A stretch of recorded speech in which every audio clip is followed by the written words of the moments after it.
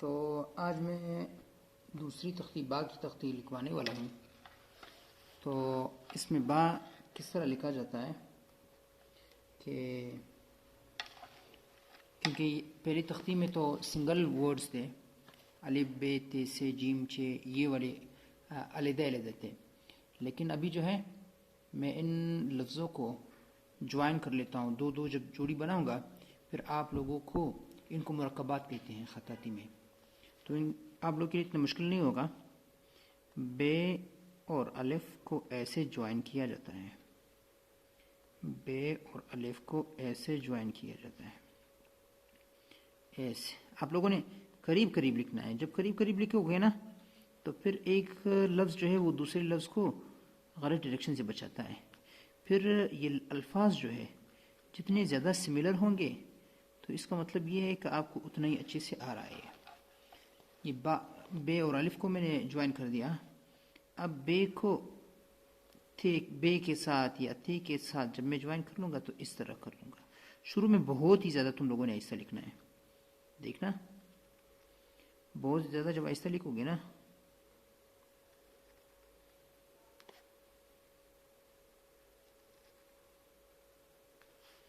फिर तो सही होएगा। अब इसको तुम थे भी बना सकते हो, बे भी बना सकते हो, से भी बना सकते हो, ठे भी बना सकते हो, कोई फ़र्क नहीं पड़ता है। लेकिन इसमें एक बा का जो दूसरा टाइप है वो एक लंबा, जिसको कशीदा कहते हैं ख़ताती में, इसको ऐसे लिखा जाता है, ऐसे। देखो कितना प्यारा आया, समझ गए। अब आते हैं बा को जीम के साथ कैसे अटैच करते हैं। अब ये मैं बताता हूँ, समझ गए। ये उसके सिरे पर ये डंडा हो गया, इस डंडे के साथ जीम उसी तरह नॉर्मली जीम है, देखना ये नॉर्मली जीम है।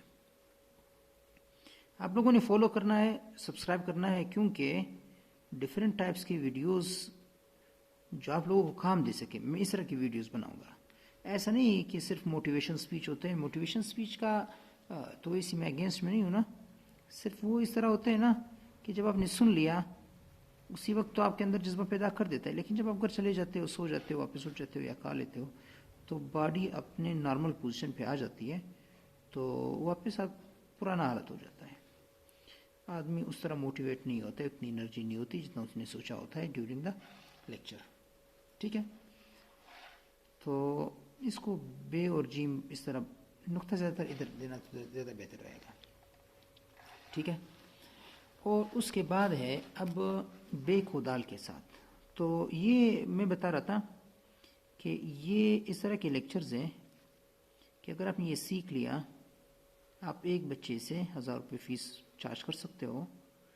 ये ज़्यादा से ज़्यादा 36 लेक्चर्स होंगे, देखना ये देख कितना सा है। और अगर आप एक दिन में एक भी लेक्चर सीखेंगे तो 36 डेज में आप बिल्कुल इस कोर्स को अच्छी तरीके से सीख पाओगे। देखो बा और दाल को इस तरह अटैच करते हैं, ये दाल है, ये रा नहीं है, तो देखो इस तरह अटैच करते हैं। और रा फिर इस तरह होगा, देखना अब ऐसे। तो मैं ये कहने वाला था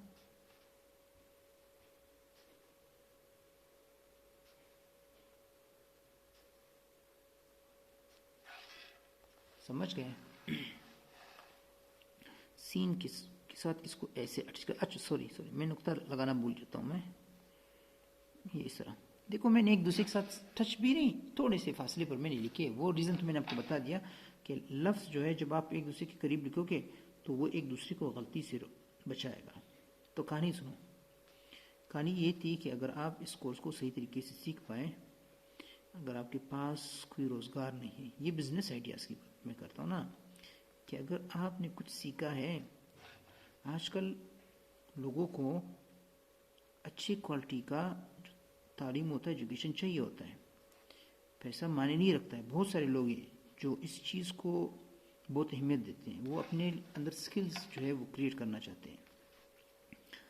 तो के लिए पैसा कोई मायने नहीं रखता। वो अगर आप 1000 मांगेंगे वो दे देंगे, मगर वो सीखना चाहते हैं। तो अगर आप 36 डेज किसी से मेहनत करेंगे और इस 36 डेज में, यानी समझे अगर आप 2 महीने के कोर्स में उनको सिखाएंगे, आपने तो मेहनत किया 36 डेज में सीख लिया, वैसे ये कोर्स होता है 2 महीनों के लिए। क्योंकि कभी कभी किसी को, अच्छा सीन के साथ तो इस तरह अटैच होगी, अब स्वाद के साथ इस तरह अटैच होगा, देखना ये हुई ना बात। तो जब आपने ये कर लिया, फिर जो है आपने ज़्यादा से ज़्यादा लिखना होता है। ज़्यादा से ज़्यादा जब आप लिखोगे ना तो आपका हाथ बैठ जाएगा। जब आपका हाथ बैठ जाएगा तो आपकी राइटिंग में सफाई आएगी। जब आप साफ लिखोगे तब तो आप साथ कहने लायक होता है, खिलाओगे, ऐसा ही कुछ होता है। बस मेरी उर्दू इतनी अच्छी नहीं है, मैं आपको बता रहा हूँ, इसके लिए माफ़ करना। तो मैं बता रहा था ना कि जब आपने सीख लिया, आप दूसरों को सिखाओगे तो लोग आपको फीस देंगे। और अगर आप एक स्टूडेंट हो या एक ऐसे टीचर हो कि आपके पास टाइम नहीं है, तो आप 1 घंटे के अंदर ये एक पेज जो है ना, मैं बताता हूँ कि किस तरह ये सारे वर्ड्स इस तरह कंटिन्यूस नहीं लिखते हैं। ये एक एक लफ्ज़ जो है ये लिखा जाता है, इस हर लाइन में एक एक लफ्ज़। तो आप 1 घंटे के अंदर 20 से 25 स्टूडेंट्स जो है वो फारिग कर सकते हो। आप उनको ये सिखा सकते हो। काम देखना है, उनका चेक करना है, फिर उनको गाइड करना है कि कैसे। सॉरी, मैं अभी इसको शीन के साथ एक कशीदा वाला, खूबसूरती वाला शीन जो आता है जिस पर खताती में लिखा जाता है, वो वाला सिखाऊंगा। तो ये बा हो गया। बा इस केस में अलिफ की तरह है, मगर छोटा सा होना चाहिए, ठीक है।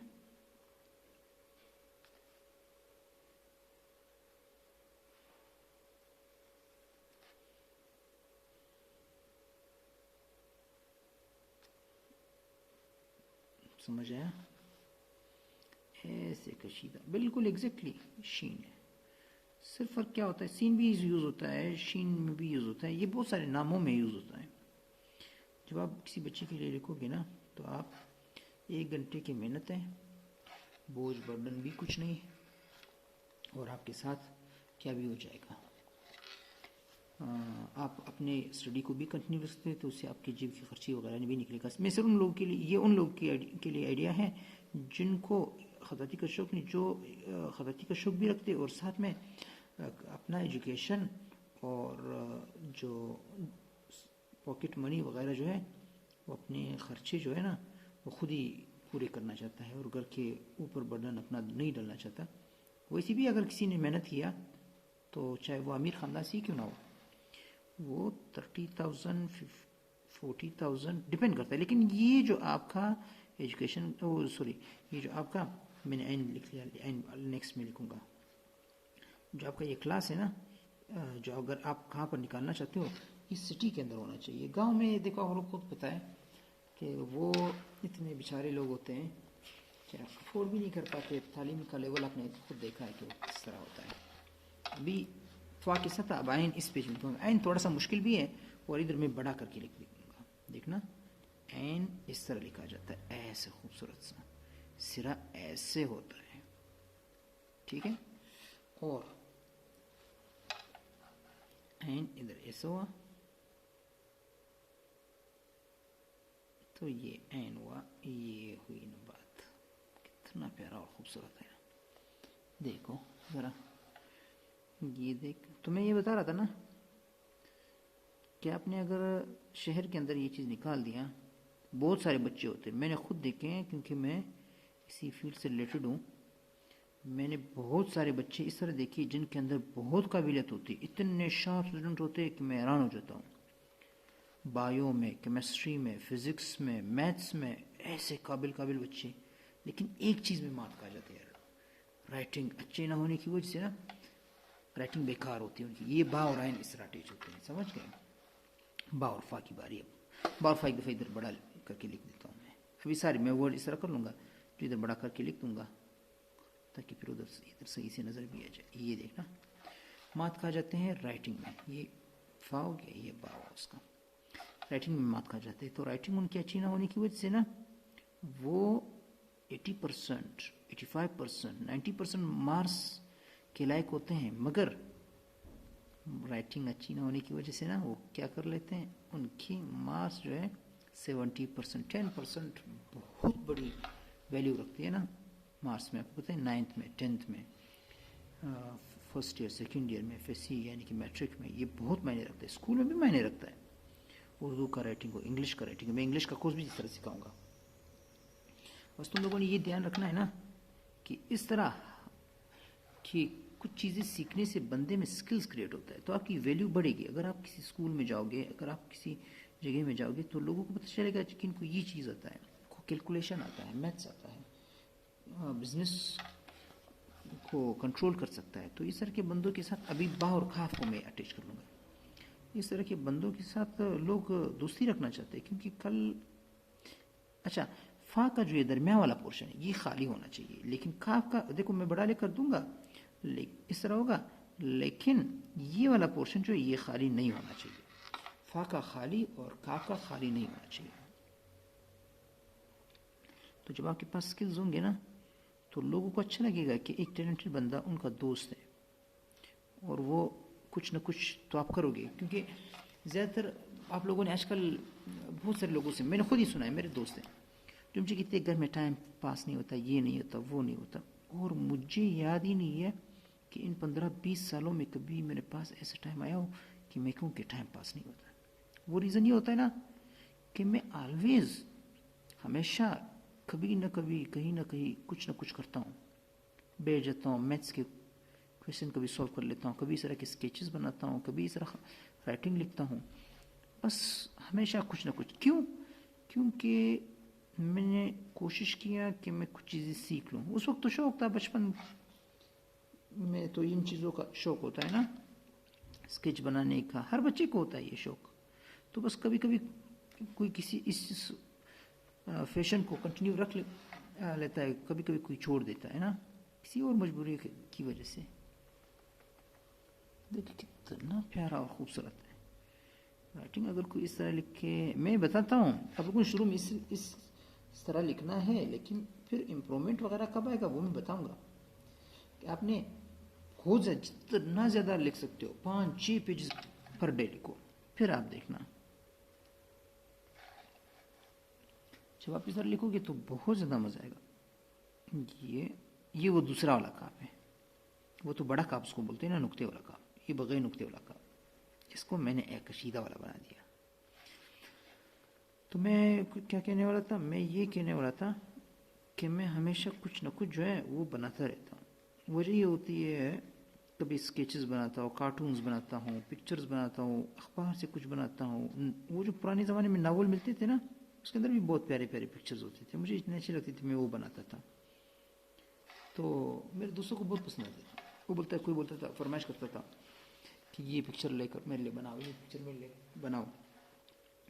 अभी मैं गाफ के साथ इसको अटैच कर लूँगा, गाफ के साथ फिर इस तरह होगा। गाफ और काफ में बस सिर्फ ये कि अगर ये जो पोर्शन है अगर ये लंबा हुआ तो आपने ये छोटा देना है, सॉरी ये डंडी छोटी देनी है, और अगर ये बड़ा दिया तो फिर ये छोटा देना होगा, इस तरह। तो वो अपने फेवरेट पिक्चर्स लेकर आते तो मैं उसका स्केच बनाता था। मुझे खुद भी अच्छा लगता था, मैं उनके लिए नहीं, मुझे खुद भी स्केच बनाना अच्छा लगता था, तो इसलिए मैं उनके लिए बनाता था। फिर बाद में मैं जब तक गया, फिर मैं उनके लिए बनाना मैंने छोड़ दिया। फिर मैंने कहा कि मैं जब फ्री हो जाऊंगा ना, फिर मैं बनाता रहूँगा। फिर शौक बन गया ना कि तबीयत, जब भी कोई पिक्चर अच्छी लगती थी फिर मैं बनाता था, हर पिक्चर में फिर बनाना मैंने छोड़ दिया। ये राइटिंग वगैरह भी इसी तरह है ना। अब ये काफ हुआ, ये गाफ हुआ ना, इनको भी काफ कर सकते हो। जिसको काफ एक दूसरा छोटा सा डंडी दे दो तो वो गाफ हो गया, नहीं देना है तो काफ हो गया। लाम के साथ कैसे होगा, अब लाम को तुम देखो, लाम के साथ इस तरह होगा,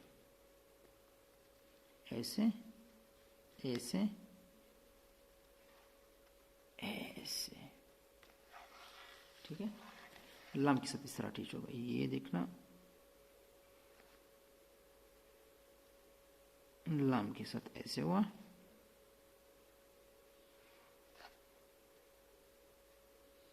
ऐसे हुआ, ऐसे हुआ, ऐसे हुआ, ठीक है। ये इधर मैंने नुक्ते दे दिए। अब मीम के साथ इस तरह बनेगा,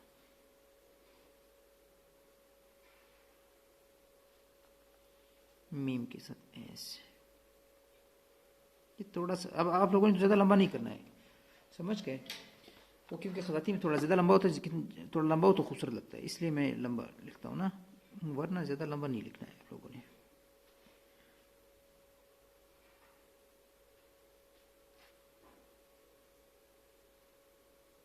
समझ गए? ये मीम। अब नून हो गया। देखो मैंने आइन लिखा लेकिन गैन नहीं लिखा उसके साथ।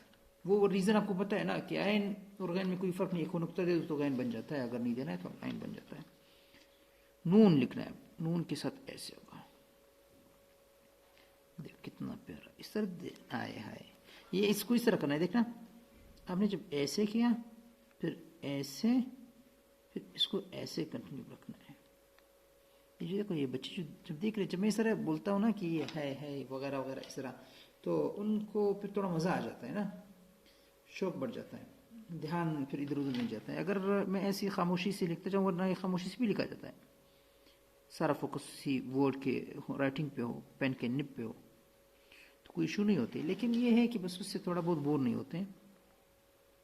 ये देखना अभी मैंने ऐसे किया, कितना प्यारा राइटिंग है, देखना ये देखो।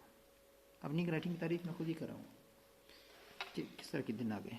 लेकिन खैर, अब उसके बाद वो के साथ मैं अटैच कर लूँ। वो और काफ में कोई फ़र्क नहीं होता है, लेकिन फ़र्क सिर्फ इतना होता है कि काफ में नून के साथ अटैच होता है, वो में वो नीचे वाला जो पोर्शन है ये वाला, ये रे किस तरह होता है या दाल की तरह होता है। देखना अभी ऐसे हुआ, ये समझो कि ये दाल की तरह ही है, ऐसे हुआ, ये ऐसे हुआ, ऐसे हुआ, ऐसे हुआ, ऐसे हुआ।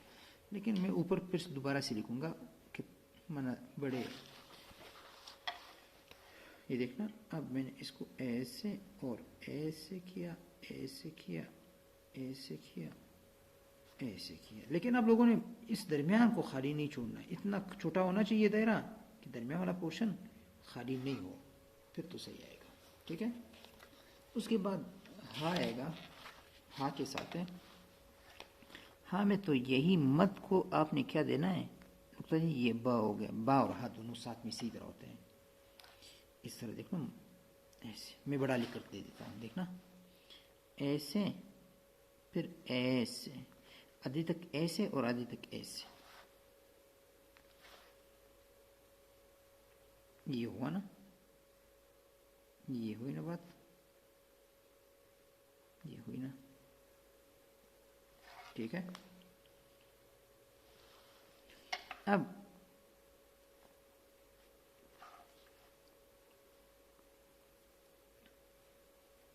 ये हा के साथ, सॉरी हा के साथ हो गया। फिर या इस तरह होता है, या के साथ मैं इधर लिखूंगा, या में ऐसे, फिर ये जगह ऐसे, ये इस तरह होता है, ठीक है। इधर नुक्ता इधर आता है इसका, फिर इसको ऐसे,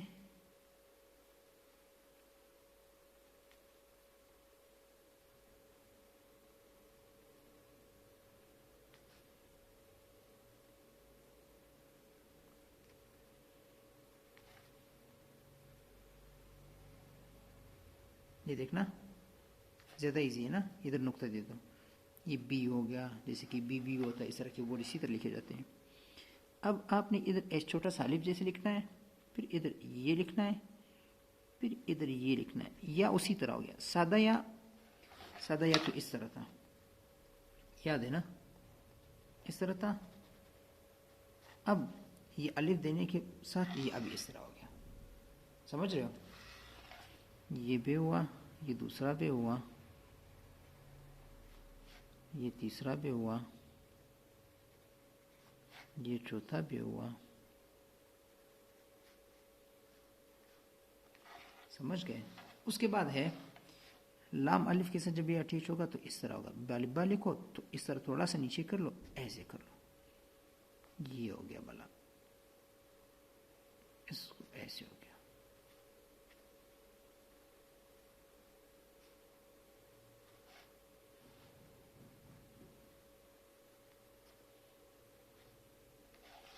समझ गए? अब ये बा की तख्ती खत्म हो गई, समझ। उसके बाद हमने डालना है जीम का तख्ती जो इस बा की तख्ती से पहले इस लेक्चर से पहले मैंने अपलोड किया हुआ है, और उसके बाद जो है, क्योंकि पहला मैंने सिंगल वर्ड्स जो थे अलिफ बे, वो जो अकेले अकेले थे, मैंने वही अपलोड किया है। दूसरे नंबर पर फिर मैंने बा से पैदा होने वाले जो वर्ड्स हैं वो मैं बताता हूँ। बाहर मैं इधर कुछ मुरक्कबात भी लिखने वाला, और बंदर जैसे होता है ना, इस तरह होता है। बेताब जिसे ये लफ्ज उसमें इस्तेमाल होता है, देखना।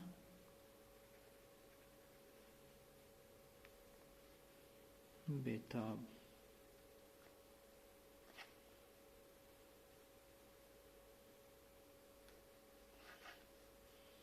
इस तरह तीसरा नुक्ता फिर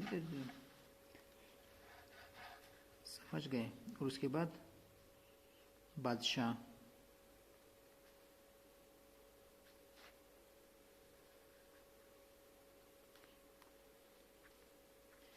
और उसके बाद है बगदाद,